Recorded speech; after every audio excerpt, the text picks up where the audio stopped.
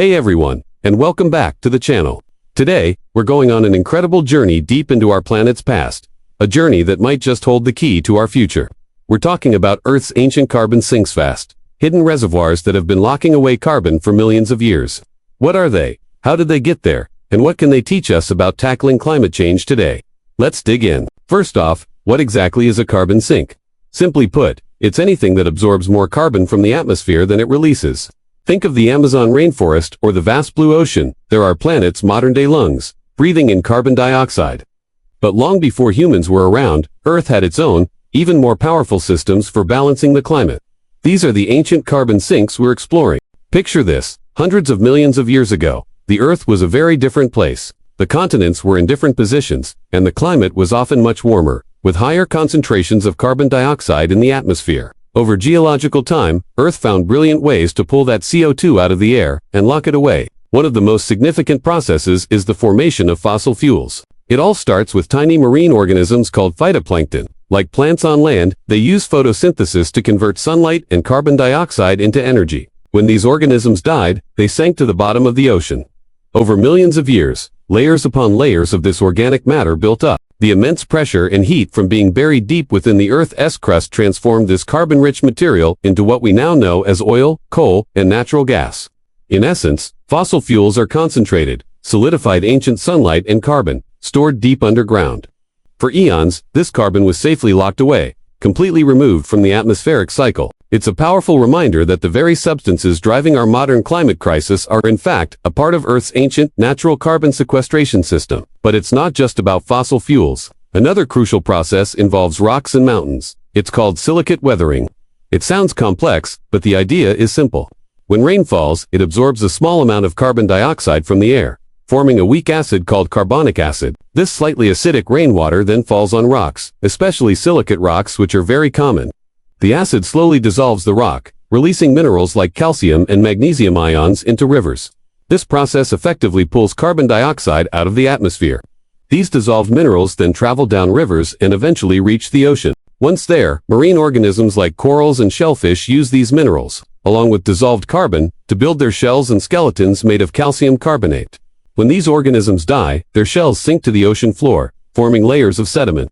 Over geological timescales, this sediment gets compressed and turns into limestone, another massive long-term carbon reservoir. The White Cliffs of Dover in England are a famous example of this process, a towering monument built from the microscopic skeletons of ancient marine life, each one a tiny capsule of stored carbon. This rock-forming process is a slow but incredibly effective way that Earth has regulated its temperature over millions of years, locking away gigantic amounts of carbon in solid form. Now, you might be thinking, this is all fascinating history, but what does it have to do with us today? This research reveals a crucial pattern. Earth's natural systems for removing carbon are powerful, but they operate on geological timescales. Think millions of years. The problem we face today is one of speed. By burning fossil fuels, we are releasing that ancient, stored carbon back into the atmosphere at a rate that is thousands of times faster than the natural processes that buried it. Our planet's natural carbon sinks, like forests and oceans, are struggling to keep up. They are absorbing a lot of our emissions, but there's a limit. The oceans are becoming more acidic as they absorb more CO2, threatening marine life. This is where the concept of enhanced weathering comes in. Inspired by Earth's own rock weathering process, scientists are exploring ways to speed it up. The idea is to mine, crush, and spread certain types of rock, like basalt or olivine, on agricultural fields or beaches.